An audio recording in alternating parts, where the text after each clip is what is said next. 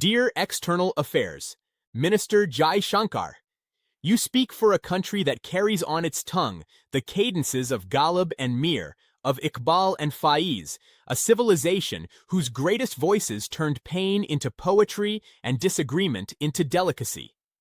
From the ghazal to the doha, from the bhajan to the qawwali, India's genius has always been to clothe even its angriest truths in measured musical speech. That is why one word, flung so casually across a table of your own parliamentarians, sounds so jarringly out of place. When you call another nation a Dalal, you are not only insulting a neighbor, you are speaking in a register unworthy of the very civilization you claim to represent. India's civilisational story begins not only at the Ganga and Yamuna, but on the banks of the Indus, in the bricks of Harappa, the streets of Mohenjo-Daro, the ruins of Taxila, all of them today under the flag you now deride. When you use the word Dalal for Pakistan, you are, whether you intend it or not, spitting at the living heirs of the very Indus Valley, whose antiquity gives India its proudest claim to age and continuity. If you would remember Ghalib, Raze dil hum se chupe na bana, tum se chupe na bana, you would know that language is not a toy of convenience, it is the mirror of a people's soul. A land of such poets, such music, such exquisitely layered tongues cannot speak like a street brawler without wounding itself first. And yet, in that all-party meeting on West Asia, you chose this word. You chose it knowing that it would echo not only in Islamabad, but in every corner of a subcontinent whose shared literary blood still flows, however much politics may try to clot it. The word that will not go away. At your all-party meeting on the West Asia crisis, you declared India is not a Dalaal nation, setting Pakistan's mediation between the United States and Iran below India's supposed dignity. You added that Pakistan has been used by Washington since 1981, as though a superpower's repeated reliance were an insult rather than the hard currency of strategic utility. Your own opposition said it to your face in the same room. Congress's Tariq Anwar told the gathering that Pakistan is performing the mediator's role while India remains mute spectators, and demanded a full parliamentary debate. When your own parliament echoes the critique from inside the chamber, the deflection has already failed. Yet today, it is Pakistan carrying a detailed 15-point American peace framework between Washington and Tehran, confirmed publicly by American officials and by Pakistan's own foreign minister. It is Pakistan that stands named on record in U.S. briefings and cabinet discussions as primary intermediary. Other regional powers have rallied around this initiative, but it is Islamabad that physically carried the proposal. It is Islamabad the world called when miscalculation threatened to become catastrophe. The guns may or may not fall silent, but the stubborn, simple fact is this. When the world needed a bridge between two nuclear threshold adversaries, it called Islamabad, not New Delhi. If this is Dalali, it is the kind that may bend history away from catastrophe. And the question that follows you around every conference table is painfully simple. Where are you? The asymmetry you catastrophically misread. Long before a single aircraft crossed any frontier, the arithmetic was carved into every Indian briefing note. India's GDP stands at roughly 8 to 10 times Pakistan's, depending on measurement. Your population more than 5 times. Your official defense budget for 2025-26, around $79 billion, is nearly 9 times Pakistan's roughly $9 billion. For 2 decades, Western analysts, Israeli planners, and Gulf strategists spoke of India as the indispensable democratic bulwark against China and the anchor of the Indo-Pacific order. Pakistan, in your own rhetoric, was reduced to an epicenter of instability, to be contained, labeled, and eventually ignored. You treated those ratios as destiny. But history is not written by spreadsheets, it is written by performance. With Operation Sindoor, you chose to test that belief. An air force sourced from multiple great powers, backed by a budget nearly 9 times larger, sent a substantial strike package to deliver a verdict on a neighbor spending a fraction of that sum. It did not deliver it. India's own senior military leadership has admitted that Indian aircraft were lost during the confrontation. No numbers were given, no accounting offered to the public. That silence, too, is data. From that night onward, every serious planner in Washington, Beijing, Riyadh, and Tel Aviv has had to pencil in an uncomfortable marginal note. Pakistan has achieved practical strategic parity at a fraction of India's cost. A $79 billion budget now stands in strategic equivalence with a $9 billion one. That is not a military footnote. That is one of the most consequential strategic revelations in subcontinental history since partition itself. Markets noticed. Air Force chiefs from multiple nations visited Rawalpindi. The JF-17 Thunder began attracting serious procurement interest from buyers who had previously dismissed it. These are not diplomatic courtesies. These are buying decisions driven by battlefield evidence. The myth of sheer size shattered on the anvil of experience, and your juggernaut was revealed to have a soft belly. You can call Pakistan small and troubled. Economically, it is. But it has done with roughly 1/9 of your defense budget what you have failed to do with the remaining 9/10. Convert vulnerability into indispensability. Sindoor, the self-inflicted strategic wound. You believed, as Iran once believed about its arsenal of missiles, as Hezbollah believed about its rocket stockpiles, as Hamas believed about its tunnels and audacity, that the possession of overwhelming force is a substitute for strategic wisdom in its application. Each of them discovered, at catastrophic cost, that it is not. Iran was pummeled despite its missiles. Hezbollah's arsenal did not save it. Hamas's tunnels did not save it. And India's strike package did not deliver on the morning of May 10th what your entire media complex had promised your 1.4 billion citizens the night before. That morning, your anchors declared total victory. Asim Munir had been arrested. Lahore was under the Indian flag. Karachi had fallen. The Pakistan army had surrendered. 4 hours later, Donald Trump announced a ceasefire. You accepted it in silence. No apology followed, no anchor faced accountability, no official explained what had happened between the declaration of total victory and the acceptance of American mediation. The silence itself was the confession. You made fools of 1.4 billion people, and not a single minister, not a single television anchor, not a single official has apologized. Here is the question that will not go away. If you were winning, why did you accept? Can Trump negotiate a ceasefire between Ukraine and Russia? He has tried repeatedly and failed. But between India and Pakistan, a ceasefire was announced by Washington without India's participation in its terms, and India accepted it without conditions. That asymmetry in the ceasefire architecture is its own verdict. And then came the months that followed. Trump.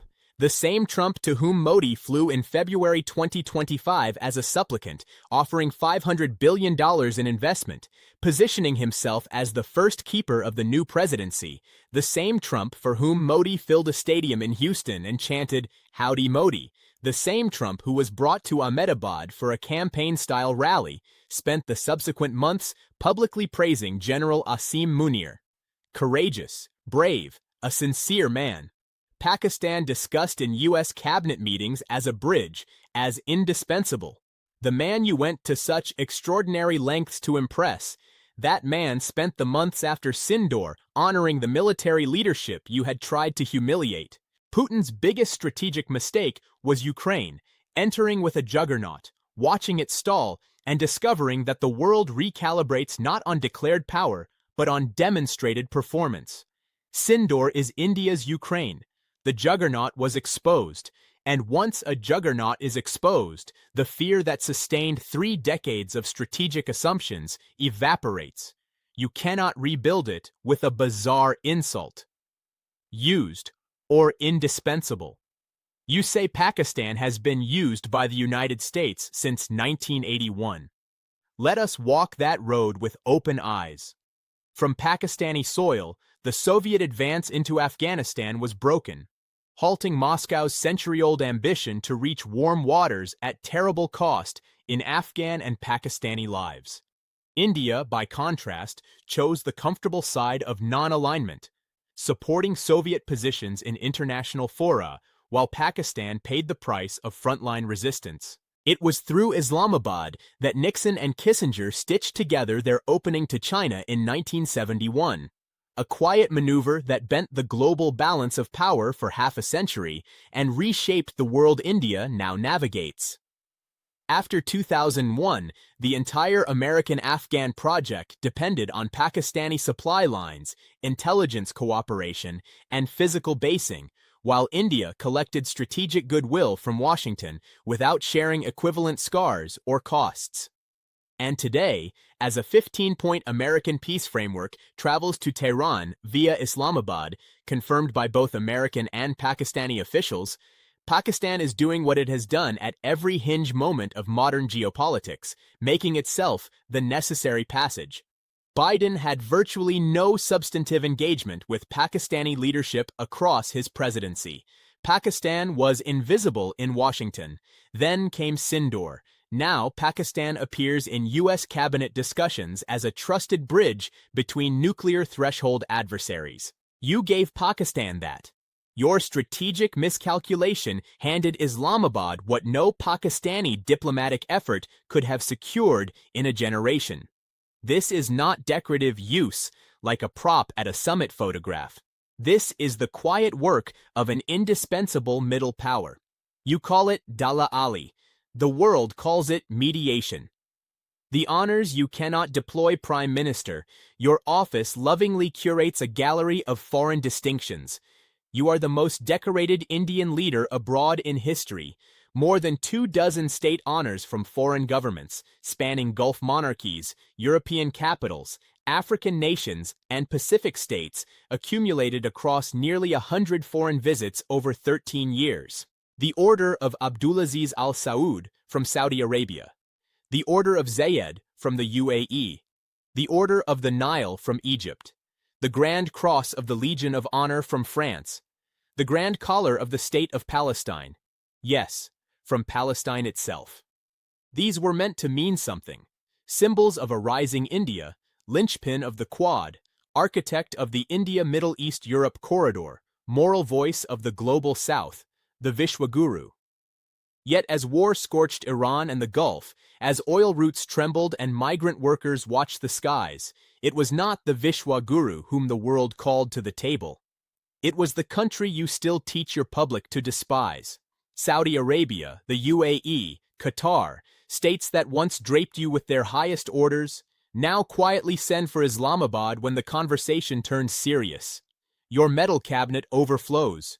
Your chair in the room stands empty. Where are your 14 years of hyperactive symmetry now? Where are Howdy Modi and Abki Bar Trump Sarkar? The only spectacle in modern diplomatic history where one prime minister campaigned for another country's president like a party worker. What did all that partisan theater buy you when the same Trump now spends his praise on a Pakistani general and on the courage of an army you once dismissed as rogue? The credibility that will not return. Before Sindoor, the narrative was broadly accepted. India was rising. The Quad was India's vehicle to great power status. IMEC was going to reorder global trade. Chabahar was going to give India strategic depth into Central Asia. Sindoor revised that assessment in real time. When India's strike package failed to deliver the decisive outcome that budget ratios seemed to guarantee, every assumption built on that foundation became suspect. Not just military assumptions, all of them. Diplomatic weight, deterrence value, reliability as a partner, credibility as a regional anchor. Because credibility in geopolitics is not compartmentalized. When you are found to have overstated your military capability, the world revisits whether you have overstated your economic resilience, your diplomatic reach, your institutional depth. The Quad has quieted. IMEC is stalled amid a war India could not prevent and cannot now resolve. Chabahar sits between an Iran you offended by embracing Netanyahu and a United States you cannot openly defy. Bangladesh is actively diversifying away from Indian dependence, a nation whose liberation India midwifed in 1971, now looking elsewhere. Nepal recalibrates. Sri Lanka oscillates. Afghanistan's rulers are far closer to Islamabad than New Delhi. The neighborhood that should be India's natural sphere of influence is not gravitating toward New Delhi. You lost Bangladesh. You are losing Afghanistan. Pakistan and Kabul will find a framework that excludes Indian influence long before India finds a coherent policy to prevent it. The energy exposure. Nobody warned you about India imports close to 88% of its crude oil needs. Roughly half of that crude originates in the Middle East. The Strait of Hormuz is the transit route for most of it. India's strategic petroleum reserves hold enough crude to cover only around 10 days of national demand at current fill levels, far below the 90-day benchmark maintained by advanced economies. Your own government disclosed this figure to Parliament. Budget allocations to expand those reserves have been repeatedly underspent. Japan maintains reserve coverage measured in hundreds of days. South Korea too. India, the world's third-largest oil consumer, with 1.4 billion people to feed and move, has barely a week and a half in its strategic tank, and chose, year after year, not to treat this as an emergency. The Indian Navy now escorts its own tankers because the assumption that someone else will always guarantee freedom of navigation through Hormuz has collapsed. Yes, commercial and refinery stocks stretch the buffer, but the structure of your dependency remains unchanged. You are exposed. So when you told Trump that the war must end because it is hurting everybody, you spoke a truth. But the hurt is not evenly distributed. The nation with minimal reserves and escorted tankers is more exposed than the nation carrying peace proposals on behalf of Washington. The country you never understood. You have called us a beggar nation. In crude economic terms, the insult lands easily. Pakistan was born with roughly 3% of undivided India's GDP and 97% on the other side of the Radcliffe line. It began with almost nothing and has borrowed, improvised, and survived its way through catastrophe. Yet what you have never understood is that Pakistan is not merely a small, troublesome neighbor. It is the hinge of your own geography, the gateway through which every major invasion into the Gangetic Plain once came, the glacis behind which the great plunderers of Delhi were finally held back or channeled. The heart of what you teach as Indian history, the marches of Alexander, the campaigns of the northwest frontier, the rise and fall of empires on the five rivers, took place on what is now Pakistani soil. Without Taxila and Harappa and Mohenjo-Daro, without the 5,000-year-old cities of the Indus whose script still defies your scholars, India's claim to the most ancient continuous civilization would be a thinner thing. The stones that prove that antiquity stand today under our flag. The militants whose violence you attribute entirely to Pakistani sponsorship are, in case after documented case, locally born residents of Kashmir. Their funerals, families, and grievances are catalogued in Indian media and human rights reports you do not refute, you simply ignore them. When generations grow up between checkpoints and curfews, resistance is not an imported commodity. It is a domestic crop. You have been cultivating it for 77 years and calling it someone else's harvest. The Lahore Declaration between Vajpayee and Nawaz Sharif remains the only honest bilateral framework both nations have signed. Kargil derailed it. But roads can be rebuilt. Nuclear parity has frozen the military option. Any large-scale conventional clash now races up the escalation ladder to a rung from which neither side can descend safely.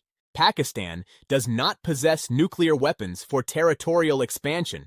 It possesses them because it cannot afford to lose conventionally to a neighbor 9 times its defense budget.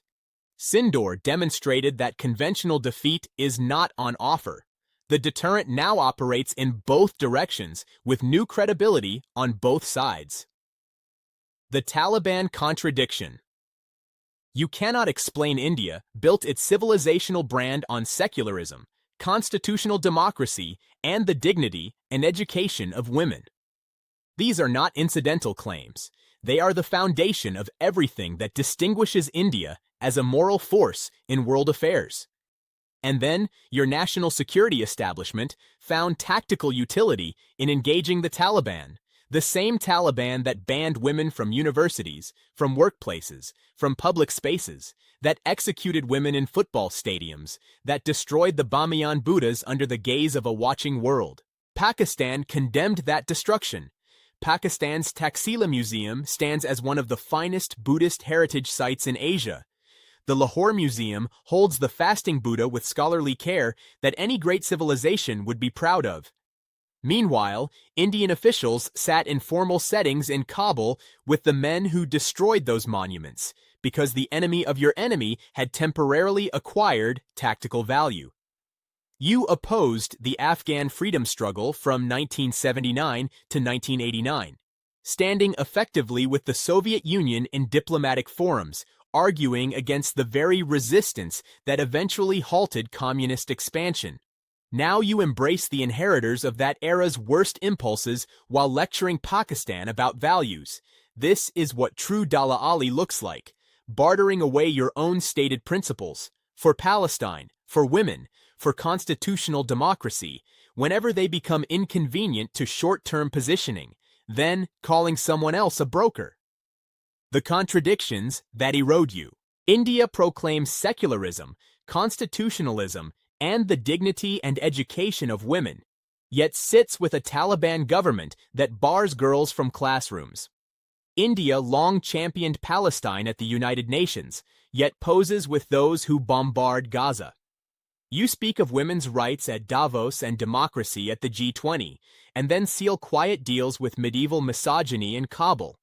At the same time, 220 million Muslims inside India, once rulers of Delhi, once custodians of much of its architecture, art, and music, are pushed to the margins of national life, contributing a fraction to national output and featuring overwhelmingly among the poor and dispossessed.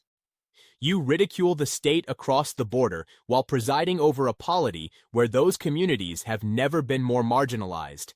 These contradictions do not go unnoticed. They go into the quiet ledger that the world keeps about who you actually are, as distinct from who you say you are. The war you can no longer afford. In Jammu and Kashmir, you deploy hundreds of thousands of soldiers, yet the plebiscite once promised remains unheld.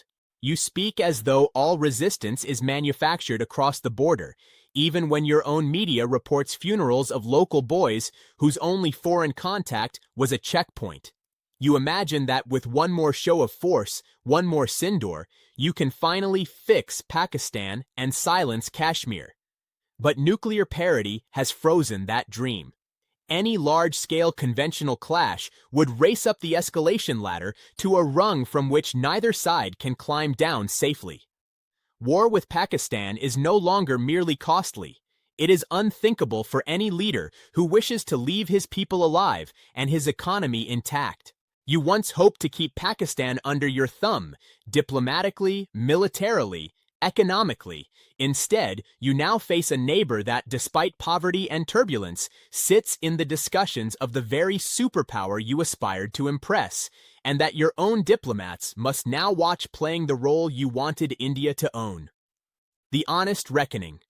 Since 2022, I have argued that the relentless, brutal schooling of continuous conflict, from the anti-Soviet jihad through the post-2001 campaigns, has given Pakistan's army a familiarity with modern war that no budget line can buy.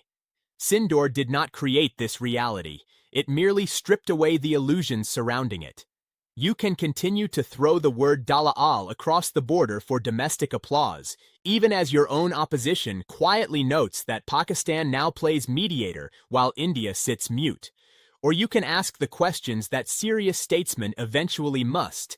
Where are your 14 years of restless travel and photo ops now? Where is the Quad, the IMEC corridor, the promise of leading the global south? Where are your medals when the invitations go out for real crisis management? Where are the friends whose honors you display so proudly? And why are they calling Islamabad instead of New Delhi? Why did a budget 9 times larger fail to deliver decisive results? Why did a ceasefire affecting 1.4 billion Indians emerge from Washington rather than New Delhi? Why are the Gulf states that decorated you now routing their most sensitive diplomacy through Islamabad? Why has a nation you spent 13 years trying to isolate reappeared as the indispensable solution in the most consequential diplomatic conversation of 2026? Peace is not weakness. Negotiation is not surrender. To understand your adversary is not betrayal. It is the first duty of serious statecraft. What is weakness is sending 1.4 billion citizens to sleep under the illusion of crushing victory and waking them to a ceasefire they did not negotiate. What is dalali is to barter away long-proclaimed values for Palestine, for women, for constitutional principle, whenever they obstruct tactical convenience. India is an ancient civilization of astonishing depth and dignity. It deserves a foreign policy equal to that inheritance, not one that lashes out at a neighbor whose renewed relevance is, in no small measure, the unintended child of your own strategic miscalculations. Do not call Pakistan a Dalal nation because it carries messages that may yet spare this region and the world another ruinous war. Call it, if you insist on a single word, what the behavior of great powers already whispers. Indispensable. Yours sincerely, Iqbal Latif, philosopher, writer, and global markets analyst.